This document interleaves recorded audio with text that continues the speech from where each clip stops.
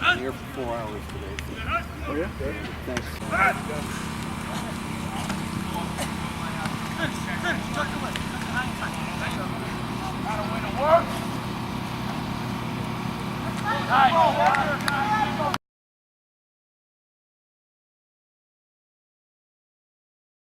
Don't lean back.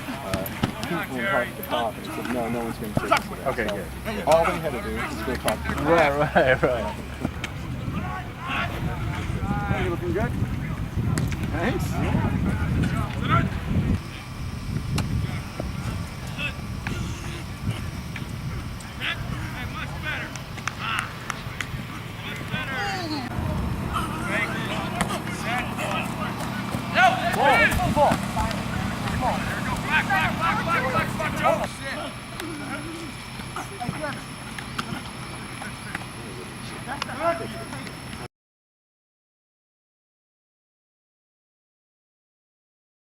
Okay, got a good work in today. Good lengthy practice. A lot of different situations were covered, and I thought they concentrated well and had a good practice. So that's it. Is Eric Hendricks all right? Eric Kendrick? Yeah, he hasn't been getting a lot of reps. Oh, he's fine. Yeah, okay. Yeah, he's good. Is that heat related No, for him? no, just giving other guys some work. The guys you got in the backfield, do you envision maybe using up to 4 different backs? I think we're capable of that. You know, I look at our backfield as one of the strengths of our team.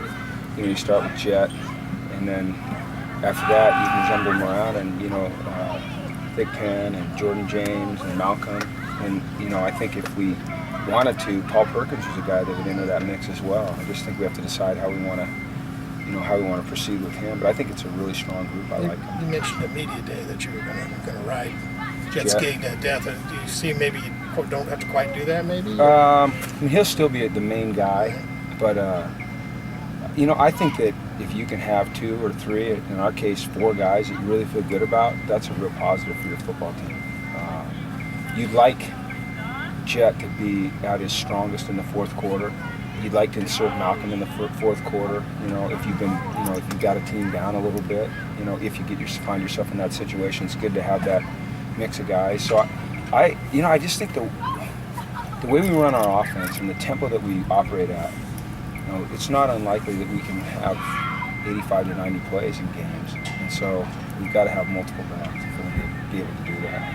Jordan, okay, didn't get into team time today. His ankle's a little sore, but he's been working through it. He pushed through it this morning in the walkthrough, and he did some things here today. So, Jim, now you got the quarterback situation resolved. Is there any other position that you're looking at that's a priority right now? I would say right tackle. Still, a position that we've got to make a determination on. I would say safety, between Devin and Andrew and Dalton. We still have to settle on the 2, although they'll all 3 play in the nickel situations. I still think at the defensive end position with Oa and Cassius and Dayton, and we haven't seen Ellis yet. Although once again they'll all rotate through. You're going to use all those guys throughout the game, and they'll probably get pretty equal reps. But if you're just looking for a starter at a position, those are the 3 that kind of stand out to me. How about kicker? Did you find your starter today? No, it's too early to say that. Although I'm impressed with the way Kaimi's kicking the ball. He asked for the 55-yarder. I wasn't going to give him one that far, and he asked for it, and then I don't know if he pulled it or pushed it, he missed it, and he wanted it again. He punched it through. So I really like his mindset. He's a tough-minded young man, and he'll do a good job for us if he's our starter. Can we start saying he's a starter? We're too I don't know. I would say that he's definitely the leader. We brought him in here on scholarship with the thought that he'd be our kicker. And then we brought Justin in because we'd heard a lot of good things about him, and he hasn't disappointed either. But we would like to make Kaimi the kicker if he earns the job, if he earns it. Do you have a battle going at nose guard too, or? No, Brandon, I guess it's what's important to understand about the defensive line is that if we can rotate 6 guys or 7 or even 8 guys through a game, that'll really help us play better. So you'll name a starter. There'll be a guy that runs out there as the starter the first time the defense takes the field. But in all reality, when you look at the end of the game and who got the snaps, it should be pretty equal. And I think that we talked about this in the spring. Our defensive line, much like our running back group, is I think one of the stronger points of our team, at least having depth. And so regardless of who starts, I think you'll see 6, 7, or 8 guys playing every game. With those guys, are you going to look at situational type? Yeah, I think both. I think what you'll do is you're always going to try to determine on third down, who your best 2 inside rushers are and get them in there as much as you can. On first and second down, if it's a traditional offense that's a little bit more run heavy in those situations or play action pass heavy, then you're going to get maybe a little more stout guy in there. But it could be by situation or it could just be by rotation. I think that you have to look at your defensive line and say, are they all the same, or are they all built for something a little bit different? If they're built for something a little bit different, then you try to get them in those situations. Right now, I think that they're all probably more built the same than different. One guy who, I don't point guys out that often, but I'll tell you what, Cassius Marsh is an outstanding football player. I mean, I know that his history here has been kind of up and down, but that guy is a really, really, really good defensive end, big-time defensive end. One of the better ones that I've been around. Did you get a chance to look at the quarterbacks today? It's a heavy statement, isn't it? The quarterbacks?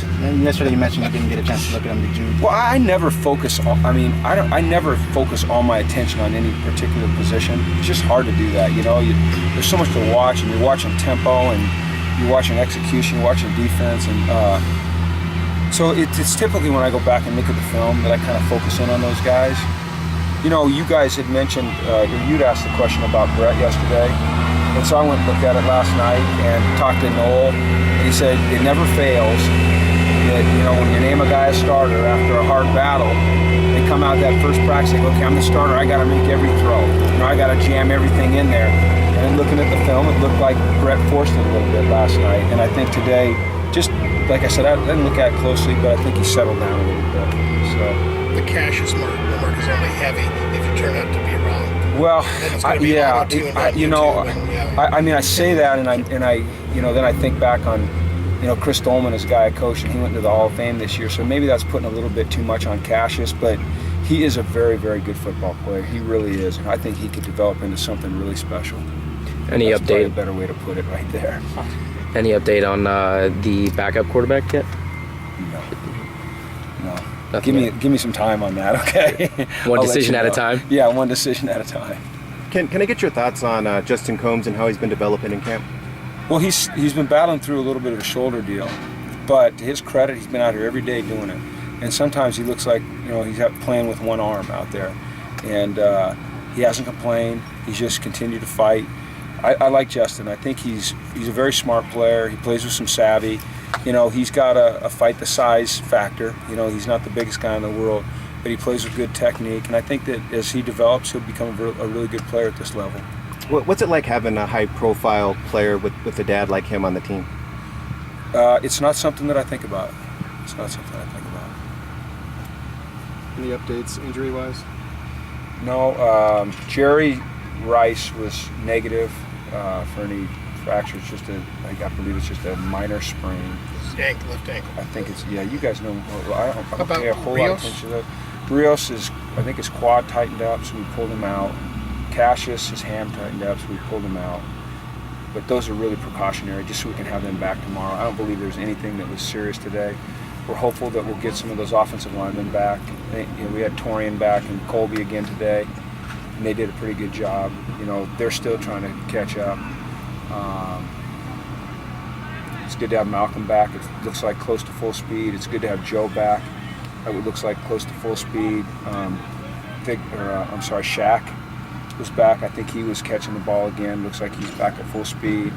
I guess the main concern right now is just getting those offensive linemen back in the mix. We really need to get them back, but at the same time, we've got to be careful about when we let them get back in, just because of the heat and the head thing.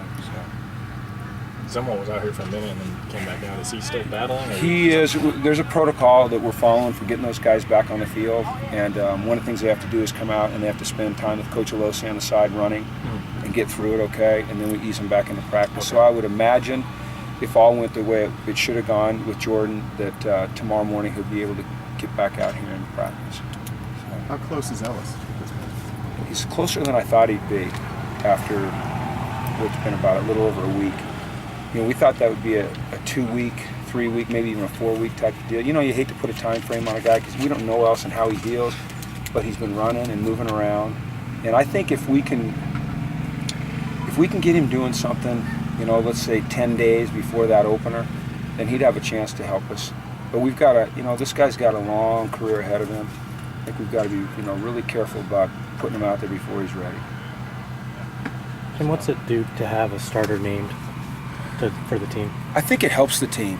I do. I think having a starter named at this point, everybody knows who's going to line up under center when we kick it off versus Rice.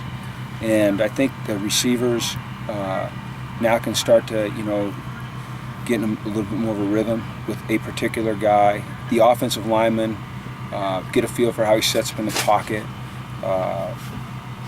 Everyone gets a feel for his rhythm of cadence, how he operates, how he runs the team, the rhythm of the offense, all those things. So I think it just settles us a little bit. I think really though, at this point, a lot of guys are just concerned about themselves, and doing their job to the best of their ability. But I think those things will, as we go, in the next couple of weeks, that will settle in, and that'll help us having named Brett. Can I get an update on Patrick Larimore too? Where is he, and do you expect him ready for the season, the start of the season? I'm not able to tell you one way or another. Patrick had a concussion a few days ago, and we're very careful with those things. And so when he's symptom-free and been cleared by the doctors, then we'll let him back out here. And just can I get an update on Manfred, how he's been playing? I know he's had a good camp. Was that kind of a surprise for you, or just give me your thoughts on how he's been playing? Steven was kind of the surprise of the spring, and I think we've all kind of gotten used to him a little bit. But he's doing well. He's playing consistent. He's a versatile guy. He catches the ball well out of the backfield. We can use him as a running back to run the ball. He's a good pass protector. I think you'll see him a lot in our return game. I would be surprised if he's not, either our punt or kickoff returner or both, or at least in the rotation. We've got some pretty good guys that can do that for us. But he's a guy we like to see the ball in his hands. Okay. All right, everybody. Thank you.